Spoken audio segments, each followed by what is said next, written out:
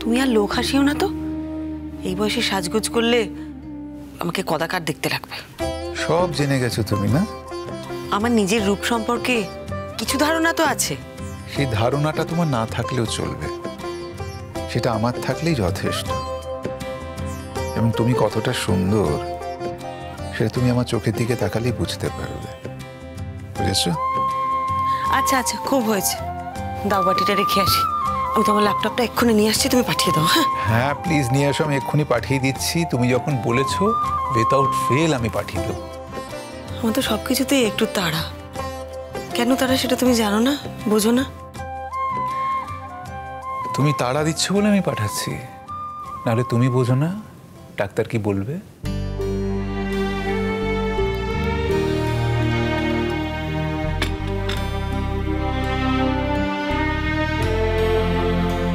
মরিচিকা বলে একটা শব্দ আছে, যেটা বিশ্বাস করতে মন চায়, আর নিজের মনকে বিশ্বাস করতে মন চায়।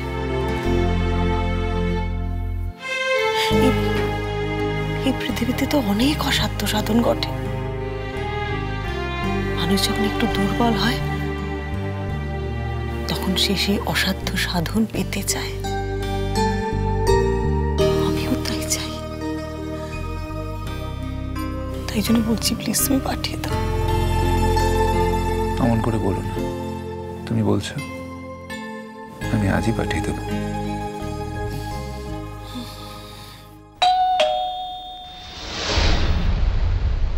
কে এলো বলো তো? দেখো কে এলো। কেউ বোধহয় তোমার কাছে এসেছে। হ্যাঁ খুলে দাও। আমি খুলবো? মানে আমাকে দেখলে? এই দেখো, এতক্ষণ না যে এত বড় বড় কথা বলছিলে, সব কর্পূরের মতো উবে গেল। বিয়েটা হয়ে গেলে না আর এই কথাগুলো বলবো না। এখনো বলার কোনো কারণ নেই। আমি কোনোদিনই কুণ্ঠাবোধ করিনি তোমাকে এক পৃথিবী লোকের সামনে আলাপ করিয়ে দেওয়ার জন্য। বরং মনে মনে সেটাই চাইতাম যেন করতে পারি। আমার বিয়ে পর্যন্ত অপেক্ষা করতে হবে না। দেখছি।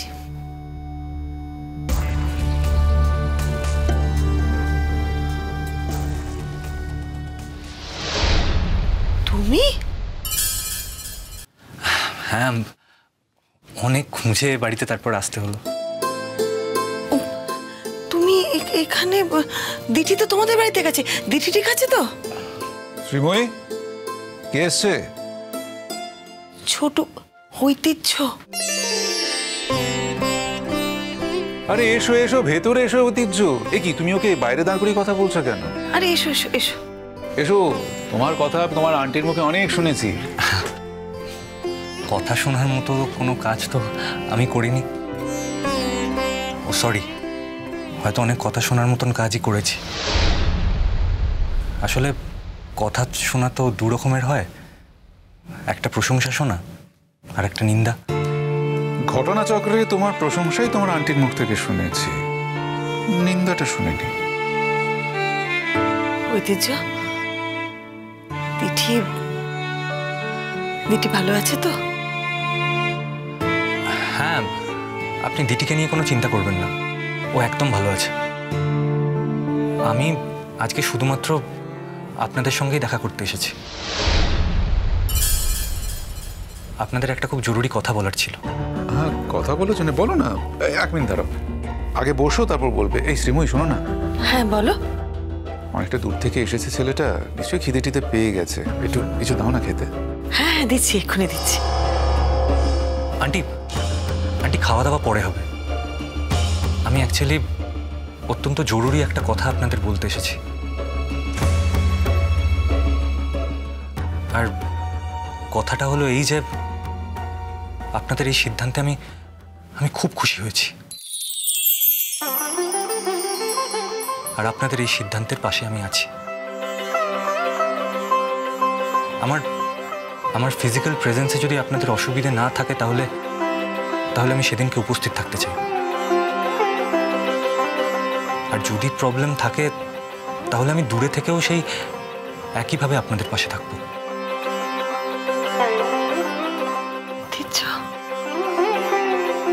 শুধু এই কথাটা বলতেই তুমি এসেছো? বাহ। আমার কাছে এই কথাটা একটা সামান্য কথা নয় স্যার, এটা আমার কাছে একটা অনেক বড় কথা। আর আন্টি যে সিদ্ধান্তটা নিয়েছে তাতে আন্টির প্রতি আমার শ্রদ্ধা আরো অনেক বেড়ে গেছে। আন্টি আন্টি যতদিন নিজের সংসারের দায়িত্ব কর্তব্য শেষ করতে পারেননি তিনি কোথাও মুভ করেননি। আর আজ যখন সেই কর্তব্য শেষ করেছেন তখন তিনি এমন একটা জায়গায় মুভ করতে চাইছেন যেখানে মুভ করলে সারা পৃথিবীতে এই নিয়ে বিতর্ক হবে। আমি আশা করি আন্টি নিজের সিদ্ধান্তে অনড় থাকবেন। হয়তো আপনি অসুস্থ না হলে আন্টি এই সিদ্ধান্তটা নিতেন না।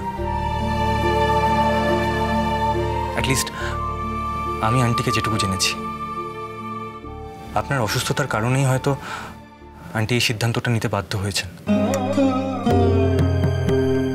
আমি বিশ্বাস করি আন্টি আপনাকে ঠিক সারিয়ে তুলতে পারবে। আর আমি এটাও বিশ্বাস করি যে আপনাদের একসঙ্গে থাকাটা আরো অনেক মানুষকে ভরসা দেবে। আমি শুধু আপনাদের এটুকুই বলতে এসেছিলাম।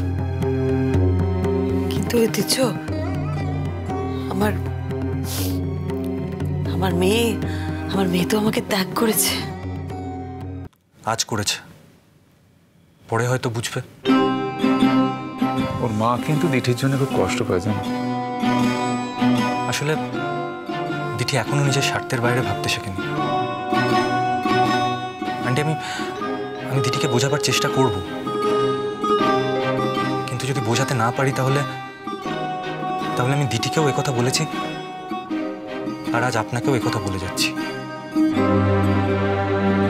আমাকেও কিন্তু ভেবে দেখতে হবে, ডিসাইড করতে হবে যে এরকম স্বার্থপর একজন মেয়ের সঙ্গে আমি আমার সারাটা জীবন কাটাবো কি করে। ঐতিহ্য, এইভাবে বলো না। বুঝেছ, এইসব কথা বলো না প্লিজ। দিদি কিন্তু তোমাকে পাগলের মতো ভালোবাসে। স্যার, যে ভালোবাসায় স্বার্থ মিশে থাকে সে ভালোবাসা অন্যের কোনো কাজে লাগে না। আর দিদিকে এটা বুঝতে হবে যে ও যেভাবে দুনিয়াটাকে দেখে, ও যেটা ভাবে সেটা সবার কাছে গ্রহণযোগ্য নাও হতে পারে। যাকে আমি এখানে দিদির কথা আলোচনা করতে আসিনি। আসলে আন্টি, আমি আর না এসে পারলাম না। আমি শুধু এটুকুই বলতে এসেছি যে তুমি অনেক বড় হও ঐতিহ্য। মানুষ আবার সব রকম উপাদান তোমার মধ্যে আছে। অনেক স্ট্রাগল করে নিজের জীবনে বড় হয়েছে তো। অথচ আমার ছেলে মেয়েদের দেখো, আমি তাদের পক্ষী মাতার মতন রক্ষা করে রেখেছি, কিন্তু তারা, দুঃখের বিষয় যে আমার ছোট ছেলে ছাড়া আমার বাকি দুই ছেলে মেয়ে কেউই আমাকে, অবশ্য দিঠি অতটা খারাপ নয়। দিঠি অন্যরকম, দিঠির মধ্যে অনেক ভালো গুণও আছে। ওর বয়সটা কম তো সেই জন্যে। না আন্টি, দিঠির যা বয়স হয়েছে তাতে দিঠির এসব বোঝার মতন বুদ্ধি হয়ে গেছে। আসলে কি বলুন তো আন্টি, অনেক স্ট্রাগল করে বড় হয়েছি বলেই বোধহয় অনেক মানুষকে চিনতে পেরেছি। আর তাই জন্যই আমাদের জীবনের জানলা দরজাগুলো হয়তো একটু খোলা। আপনি দিঠিকে খুব আগলে বড় করেছেন, তাই হয়তো ওর জীবনের জানলা দরজাগুলো এখনো সবটা খোলেনি। তবে আপনি চিন্তা করবেন না, আমার বিশ্বাস দিঠি নিজেকে ঠিক বদলাবে। জানো ঐতিহ্য, আমি তোমার আন্টিকে বহুবার মানা করেছিলাম এই সিদ্ধান্তটা নেবার জন্য। স্যার, আপনার পক্ষে সেটাই স্বাভাবিক। আর আন্টি নিজে যে সিদ্ধান্ত নিয়েছেন সেটাও আন্টির পক্ষে স্বাভাবিক। আমি কিন্তু ব্যক্তিগতভাবে খুব খুশি হয়েছি। বেঁচে থাকো বাবা। তুমি যে শুধুমাত্র এই কথাটা বলার জন্যে এত কষ্ট করে বাড়ি খুঁজে এত দূর এসেছো,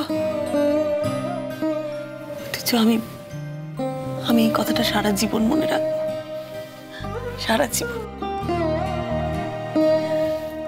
তুমি কিন্তু দুপুরবেলা না খেয়ে এখান থেকে যাবে না। হ্যাঁ, রোহিত আঙ্কেলের জন্য আমি খিচুড়ি রান্না করছি, তুমি কিন্তু খেয়ে যাবে বাবা। হ্যাঁ, খেয়ে যাবে তো? আচ্ছা, তুমি দেরি করে ফিরলে দিঠি চিন্তা করবে না তো? না, দিঠি জানে আমি এখানে এসেছি। কি বলছো তুমি? দিঠি জানে তুমি এখানে এসেছো? তোমাকে আটকায়নি? আমাকে আটকে কিছু করা যায় না আন্টি। আমি আমার সিদ্ধান্ত রক্ষা করতে জানি।